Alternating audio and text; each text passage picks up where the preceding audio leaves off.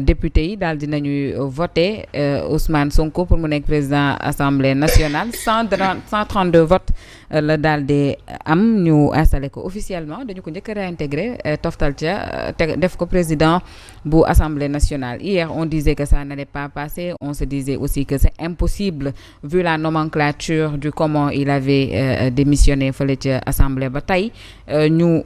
def ko président. Ban analyse nga ci def? waaw man li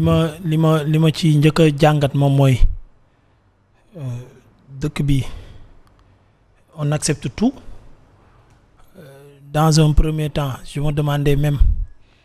li ñu doon wax ne dañuy dem manifester foofu wane ne d'accorduñ ci et tout gisoo ci dara, finalement ay militants Pastef rek nga fay gis. Li ko waral aussi xawma ko, mais jàpp naa ne en tout cas nit ñi ñu ngi toog di seetaan. Après nag beneen affaire bi ma ciy wax moom mooy li ma ci kontaan loo moom mooy dinañ wane waat beneen cuune wu Ousmane biñ ko njëkkee def maire mu nekk maire bi gën a nul ci Sénégal. Après ñu def ko premier ministre mu nekk premier ministre bi gën a nul ci Sénégal. On lui a encore donné l'occasion de montrer que moom mooy nekk président assemblée bi gën a niil ci président assemblée yi fi jaar, peut-être xanaa mook El Malick ñu xëccoo ko, mais xam naa ne joxaat nañ ko beneen occasion. J'ai même tey bi ma koy xool sànq gis seen comportement, seen façon de faire, ñu mel ni ku nekk ci sabar gu tas. J'ai même dit que est-ce que kii duñ ko def président de la République une bonne fois pour toutes, pour que après ñu xam ne sénégalais yi ñoo tànn lii, ñoo tànn cette médiocrité, ñoo tànn fii ñu yóbbu institution yi di ko foye la République. Bu leen neexee ñu weexal ko, bu leen neexee ñu ñuulal ko, et loolu lépp nag da ngay am envie bàyyi mu dem accéder à la présidence de la République pour ñu xool réellement qu'est-ce qu'il vaut. Mais en tout cas seetaan bi ëpp na, metti na. Après nag ku nekk mu jël ci ay responsabilités parce que àdduna moom loolu la, da ngay def après njàngat yi, après ku nekk nga mën ci jël tirer ci ay leçons, ñiy jël ci seeni responsabilités ci choix yi nga xamante ne ni def nañ ko. Aïcha, Ahmed, c'est important. Fatima, yow itam certainement gis nga anam bi nga xamante ni noonu la Ousmane installé woo officiellement ca Assemblée nationale. waaw Nafissatou, gis nañu ko ñun ñëpp. Situation la boo xam ne man jàppoon naa ne sax duñ fa yegg, parce que li taxoon ma ne duñ fa yegg, Ousmane Sonko mi nga xamante ne mooy ndeyu mbi gi dafa am lu mu jaayoon Sénégal. Lan la jaayoon Sénégal mooy ne boo seetloo li ñuy wooye système ñoom régime yi nga xamante ne peut-être ñoom ñoo fi nekkoon bien avant ñoom, dafa jaay askanu Sénégal ne régime yooyu dañu daan salfaañee li nga xamante ne mooy suñu ay textes yi nga xam ne ñoo régir suñu ay constitution, suñu ay institutions, autant pour moi. Te textes yooyu le fait que nga koy violer loolu dafay dëggal ni bëggoo réew mi mais sa bopp nga bëgg. À chaque fois da ngay fexe def loo xam ne dafay tax yow ngay nekk tout le temps au-dessus, su ko defee li nga xamante ne peut-être moom moo war a am réellement doo ko respecter. Et loolu bokk na ci li taxoon moom mu jug taxaw jaay askanu Sénégal ne moom mooy la personne bi nga xamante ne moom mooy ñëw jëlee fi loolu yépp. Donc tey bu ñu dundee situation bi ak moom mi nga xam ne dafa am lu mu ñu jaayoon, c'est vraiment déplorable sincèrement, parce que même bu waa Pastef ak ay ñoñom yépp taxawoon ne ko dañ lay réintégrer waat Assemblée nationale, moom mu jël temps am lire les textes, xam li nga xamante ne mooy date bi mu bàyyi woon, date bi mu tegoon siège am, xaw ma démission la xaw ma suspension, je sais pas, que ancien code règlement intérieur bu Assemblée nationale prévoirul benn yoon fu ñuy suspendre mandat de député pour ensuite revenir. Donc moom si boppam waroon naa mën a taxaw am honnêteté bu toll ni ne wax dëgg yàlla lii mënuñu ko def, nañu bàyyi ñu jaar fi nga xam ne mooy yoon bu baax bi. Parce que quoi qu'on puisse dire, ak loo mënti am nga respecter li nga xamante ne moom mooy say lois et règlements yi ñu xam ne moom la ñu tëral sa réew, da ci am solo. Donc ce qui est fait est déjà fait. Le reste nag mooy on attend le grand arbitre. Kan la conseil constitutionnel, dégg nañ for nañ ci weewu bay ne président peut-être saisir na leen, on ne sait pas encore saisir na leen ou saisiru leen, mais en tout cas lu ci mën a am mooy ñu ngi xaar président de la République moo yor cëggal gu yem nag, moom mooy saisir, moom la ñuy xaar. Parce que bu doon opposition bi dañ cee mën dara, moi je pense que ñoom itamit dinañu def la ñu war a def, mais actuellement vu la situation ñu ngi leen di xaar.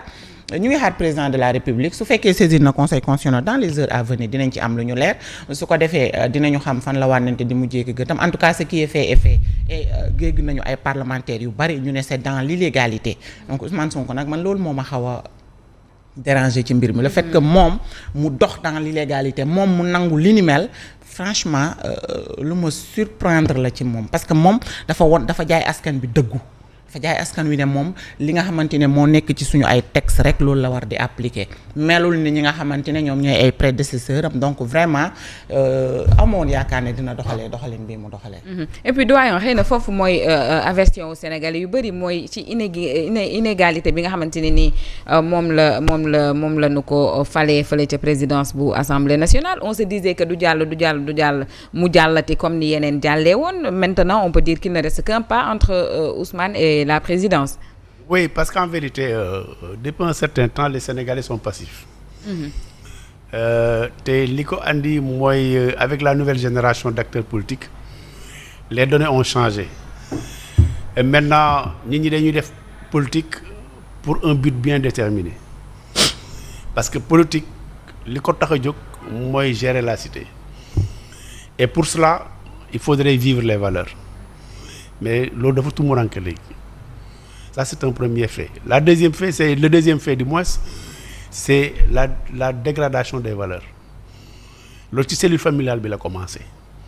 yaratuñ suñu ay doom toppatootuñ suñu ay doom xamatuñ lan lañ war a def ak la ñu warul def te ñu ko wax démocratie mais ça c'est pas la démocratie la rue qui était considérée comme une situation éducative moom it dafa tumuranke moom moo effet bi mooy impact bi bi ak kër gi moo andi école bi dédramatisation hiérarchie bi instruction bi volet éducation naaw instruction nekk fi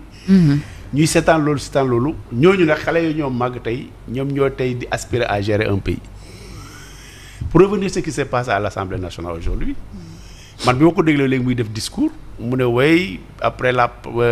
proclamation après les élections le Conseil constitutionnel a proclamé officiellement les résultats et il a dressé la liste des élus. Oui, nous sommes d'accord. Mais être élu et être député, il y a tout un processus. Moom, il n'a pas été élu, il n'a pas été installé du député. Moom, bi ñu installé 15e législature, il est venu à l'Assemblée nationale qualité Premier ministre. Avec son protocole et tout benn et incompatibilité moo am boo c'était en 2022 ci régime Macky Sall jour bi ñu installé député yi ñoom ñëpp a ngi foon ñoom Abdoulaye Daouda Diallo ñoom Diouf Sarr ñoom Aly Ngouille Ndiaye ñoom Amadou Ba ñëpp a ngi foon parce que la veille ou bien l'avant-veille le président avait dissous le gouvernement dissolution boobu nag moo leen may possibilité ñu fekkee ko toog mais bi président formaté le gouvernement dugal leen ñoom ils ont démissionné de leur poste de député kii nag il n'a pas démissionné. Donc il n'a pas été installé parce que Ousmane Sonko amul pils